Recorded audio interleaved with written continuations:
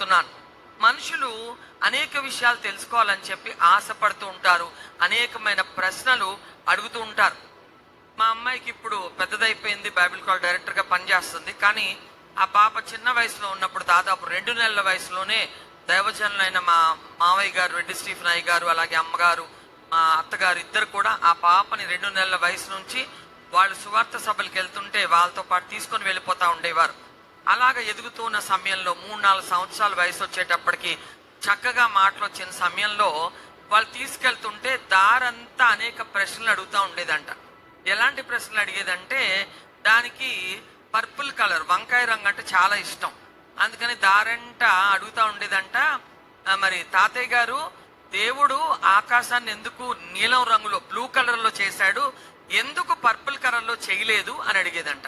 అడిగినప్పుడు ఆయన కొంతసేపు ఆలోచించి, అడుగుతానులేమ్మా, తెలియదమ్మా ఎందుకు చేశాడో, బ్లూ కలర్లోనే చేశాడని చెప్పనేవారంట ఆయన.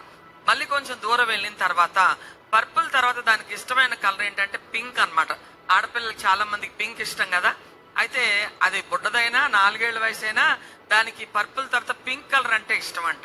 అందుకని అది అడిగేదంట, తాతయ్య గారు, మరి ఆకులన్నీ గ్రీన్ కలర్లో ఎందుకున్నాయి, ఏసయ్య పింక్ కలర్లో ఎందుకు చేయలేదు అని అడిగేదంట. అడిగినప్పుడు ఆయన అనేవారంట, అమ్మ బాబోయ్, ఇలాంటి ప్రశ్నలు ఎప్పుడు ఎవరు అడగలేదే బాబు, నువ్వు పెద్ద అయిన తర్వాత చాలా పెద్ద సైంటిస్టువో మహాజ్ఞానివో అయిపోతావని చెప్పి ప్రవచనాత్మకంగా ఆయన చెప్పారంట. సైంటిస్ట్ అవ్వలేదు కానీ దైవ జ్ఞానంతో ఒక బైబిల్ టీచర్గా, బైబిల్ కాలేజ్ డైరెక్టర్గా దేవుడు చేశాడు. దేవునికి స్తోత్రం కలుగును గాక.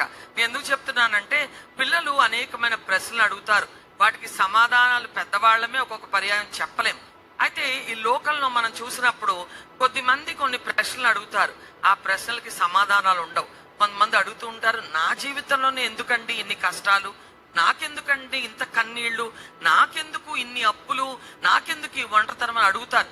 దానికి సమాధానాలు వెతికి చెప్పినా సరే వాళ్ళకి అది సరిపోదు. వాళ్ళలో ఉన్న బాధ, వాళ్ళలో నిస్సహాయత, వాళ్ళు ఎదుర్కొనే పరిస్థితి వాళ్ళు బలహీనపరిచి అలాంటి ప్రశ్నలు అడుగుతూ ఉంటారు.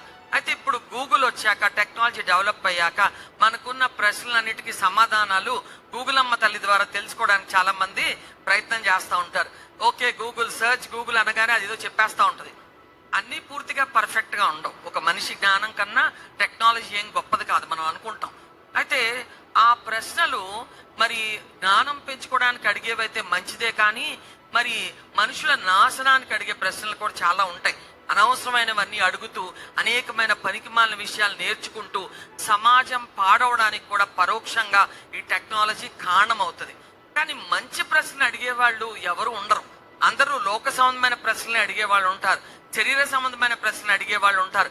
డబ్బులు ఎలా సంపాదించాలి, అందంగా ఎలా కనపడాలి, ఈ ప్రశ్నలు కామన్గా మనం వింటూ ఉంటాం. కానీ ఎవరికైనా ఎప్పుడైనా డౌట్ వచ్చిందా? మరి ఆశ్చర్యమే. ఎందుకంటే మనం చూసుకున్నప్పుడు ఎప్పుడైనా డౌట్ వచ్చిందా, మన ఎవరు సృష్టించి ఉంటారు, మనం ఇంత బాగా ఎలా ఉన్నాం? మీరు అనుకోరా మీరు అందంగా ఉంటామని చెప్పి? ఏమండి, వీక్షిస్తున్న వారు కానీ వింటున్న వారు కానీ ఒకసారి అద్దంలో మిమ్మల్ని మీరు చూసుకున్నప్పుడు ఇంత బాగా దేవుడు నన్ను ఎలా తయారు చేశాడు? అందం సంగతి పక్కన పెడితే అన్ని అవయవాలు సజావుగా పనిచేస్తూ, చేతులు, కాళ్ళు, కళ్ళు, ముక్కు అన్ని కూడా చక్కగా పనిచేస్తూ ఉన్నాయంటే నిజంగా we must be grateful to God. ఎంత చక్కగా మన సృష్టించాడు, స్తోత్రం చెప్దామా? అయితే నన్ను ఎవరు సృష్టించారు అని అడిగితే, తల్లి గర్భంలోంచి వచ్చేసాం. ఎలా వచ్చేసాం తల్లి గర్భంలోంచి?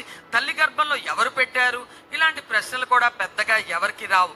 మరి ఇంకా ఈ లోకమంతా చూస్తున్నప్పుడు, ఆకాశాన్ని చూసినప్పుడు, లేకపోతే పక్షుల్ని చూసినప్పుడు, చెట్లు చూసినప్పుడు, మరి ఈ సృష్టికి అసలు ఆరంభం ఏంటి, సృష్టికర్త ఎవరు అనే ప్రశ్నలు చాలా మందికి రావు.